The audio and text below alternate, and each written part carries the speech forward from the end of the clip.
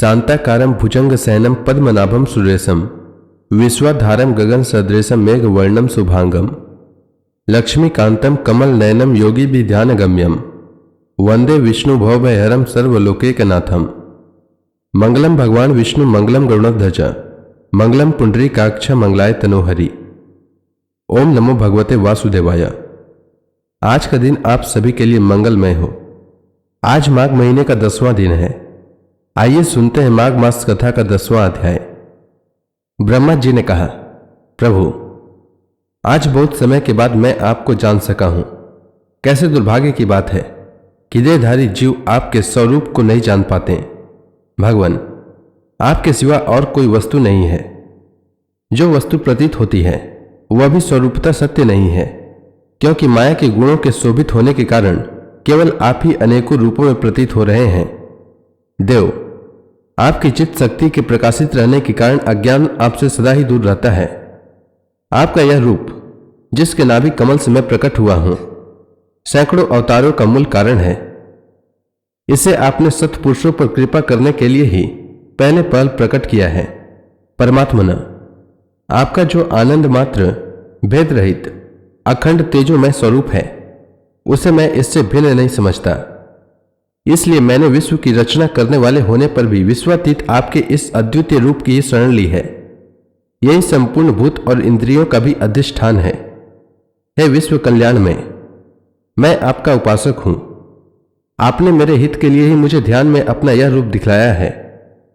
जो पापात्मा विश्वासक्त जीव है वही इसका अनादर करते हैं। मैं तो आपको इसी रूप में बार बार नमस्कार करता हूं। मेरे स्वामी, जो लोग वेद रूप वायु से लाई हुई आपके चरण रूप कमल कोश की गंध को अपने कर्णपटु से ग्रहण करते हैं, उन अपने भक्तजनों के हृदय कमल से आप कभी दूर नहीं होते, क्योंकि वे पराभक्ति रूप डोरी से आपके पाद पद्मों को बांध लेते हैं। जब तक पुरुष आपके अभयप्रद चरणार बिंदुओं का आश्रय नहीं लेता, तभी तक उसे धन, घर और बंधुजनों के कारण प्राप्त होने वाले भय, शोक, लालसा, दीनता और अत्यंत लोभ आदि सताते हैं। और तभी तक उसे मैं मेरेपन का दुराग्रह रहता है, जो दुख का एकमात्र कारण है। जो लोग सब प्रकार के अमंगलों को नष्ट करने वाले आपके श्रवण, कीर्तन आदि प्रसंगों से इंद्रियों को हटाकर लेस मात्र विषय सुख के लिए ही दिन और मन ही मन ललायित होकर निरंतर दुष्कर्मों में लगे रहते हैं, उन बेचारों की बुद्धि देव ने हर ली है। वात, पित्त, कफ, सर्दी, गर्मी, हवा और वर्षा से परस्पर एक दूसरे से तथा कामाग्नि और दस और क्रोध से बार बार कष्ट उठाते देखकर मेरा मन बड़ा खिन्न होता है। स्वामी, जब तक मनुष्य इंद्रिय और विषय रूपी माया के प्रभाव से आपसे अपने को भिन्न देखता है, तब तक उसके लिए इस संसार चक्र की निवृत्ति नहीं होती। यद्यपि यह मिथ्या है, तथापि कर्मफल भोग का क्षेत्र होने के कारण उसे नाना प्रकार के दुखों में डालता रहता है। हे देव, औरों की तो बात ही क्या, जो साक्षात मुनि हैं, वे भी यदि आपके कथा प्रसंग से विमुख रहते हैं तो उन्हें संसार में फंसना पड़ता है। वे दिन में अनेक प्रकार के व्यापारों के कारण विक्षिप्त चित्त रहते हैं, रात्रि में निद्रा में अचेत पड़े रहते हैं।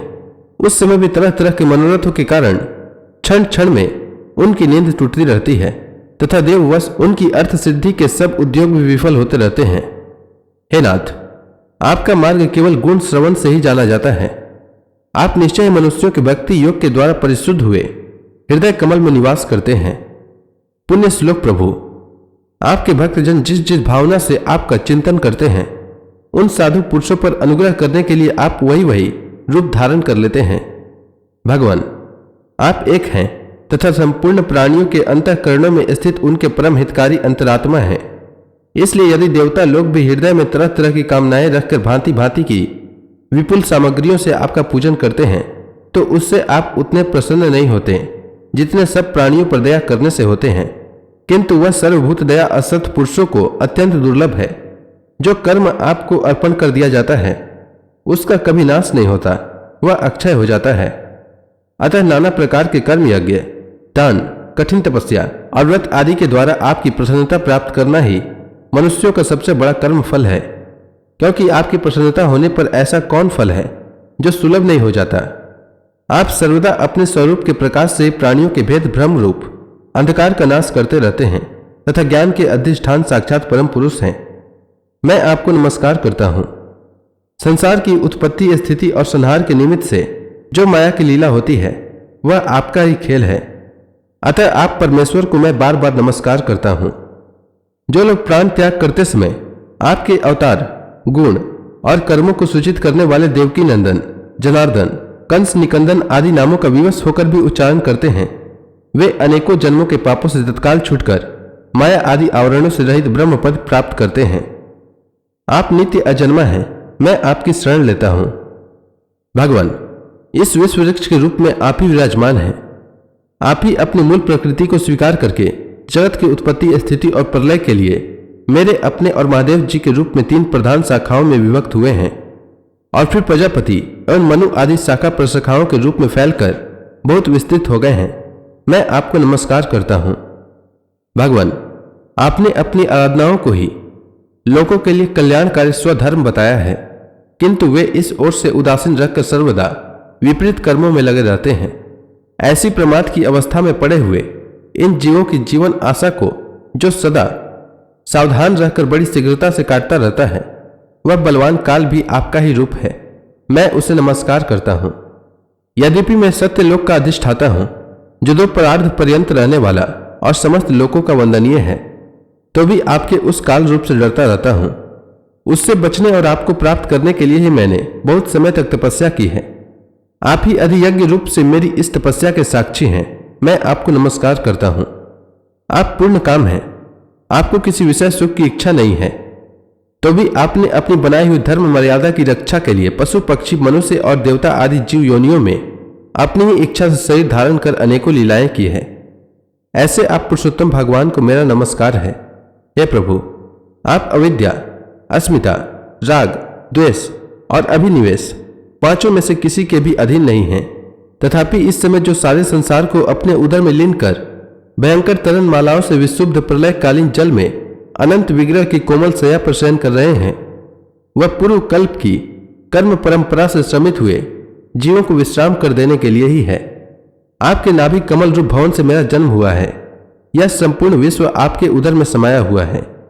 आपकी कृपा से ही मैं त्रिलोकी की रचना रूप उपकार में प्रवृत्त हुआ हूं। इस समय योग निद्रा का अंत हो जाने के कारण आपके नेत्र कमल विकसित हो रहे हैं। आपको मेरा नमस्कार है। आप संपूर्ण जगत के एकमात्र सुहृदय और आत्मा हैं तथा शरणागतों पर कृपा करने वाले हैं। अतः अपने जिस ज्ञान और ऐश्वर्य से आप विश्व को आनंदित करते हैं, उसी से मेरी बुद्धि को भी युक्त करें, जिससे मैं पूर्व कल्प के समान इस समय भी जगत की रचना कर सकूं। आप भक्त वांछा कल्पतरु हैं। अपनी शक्ति लक्ष्मी जी के सहित अनेकों गुणावतार लेकर आप जो अद्भुत कर्म करेंगे, मेरा यह जगत की रचना करने का उद्यम भी उन्हीं में से एक है। अतः इसे रचते समय आप मेरे चित्त को प्रेरित करें, शक्ति प्रदान करें, जिससे मैं सृष्टि रचना विषयक अभिमान रूप मल से दूर रह सकूं। प्रभु, इस प्रलयकालीन जल में शयन करते हुए आप अनंत शक्ति परम पुरुष के नाभिक कमल से मेरा प्रादुर्भाव हुआ है और मैं हूं भी आपकी ही विज्ञान शक्ति। अतः इस जगत के विचित्र रूप का विस्तार करते समय आपकी कृपा से मेरी वेद रूप वाणी का उच्चारण लुप्त न हो। आप अपार करुणामय पुराण पुरुष हैं। आप परम प्रेममयी मुस्कान के सहित अपने नेत्र कमल खोलिए और शेष शया से उठकर विश्व के उद्भव के लिए अपनी सुमधुर वाणी से मेरा विषाद दूर कीजिए। श्री मैत्रेय जी कहते हैं, विदुर जी, इस प्रकार तप, विद्या और समाधि के द्वारा अपने उत्पत्ति स्थान श्री भगवान को देखकर तथा अपने मन और वाणी की शक्ति के अनुसार उनकी स्तुति कर ब्रह्मा जी थके से होकर मौन हो गए। श्री मधुसूदन भगवान ने देखा कि ब्रह्मा जी इस प्रलय जल राशि से बहुत घबराए हुए हैं तथा लोक रचना के विषय में कोई निश्चित विचार न होने के कारण उनका चित्त बहुत खिन्न है। तब उनके अभिप्राय को जानकर वे अपनी गंभीर वाणी से उनका खेद शांत करते हुए कहने लगे। श्री भगवान ने कहा, वेदगर्भ, तुम विषाद के वशीभूत हो आलस्य न करो, सृष्टि रचना के उद्यम में तत्पर हो जाओ। तुम मुझसे जो कुछ चाहते हो उसे तो मैं पहले ही कर चुका हूं। तुम एक बार फिर तप करो और भागवत ज्ञान का अनुष्ठान करो। उनके द्वारा तुम सब लोगों को स्पष्टतया अपने अंतःकरण में देखोगे। फिर भक्ति युक्त और समाहित चित्त होकर तुम संपूर्ण लोक और अपने में मुझको व्याप्त देखोगे तथा मुझ में संपूर्ण लोक और अपने आप को देखोगे। जिस समय जीव काष्ठ में व्याप्त अग्नि के समान समस्त भूतों में मुझे ही स्थित देखता है, उसी समय वह अपने अज्ञान रूप मल से मुक्त हो जाता है। जब वह अपने को भूत, इंद्रिय, गुण और अंतःकरण से रहित तथा स्वरूपतः मुझसे अभिन्न देखता है तब मोक्ष पद प्राप्त कर लेता है।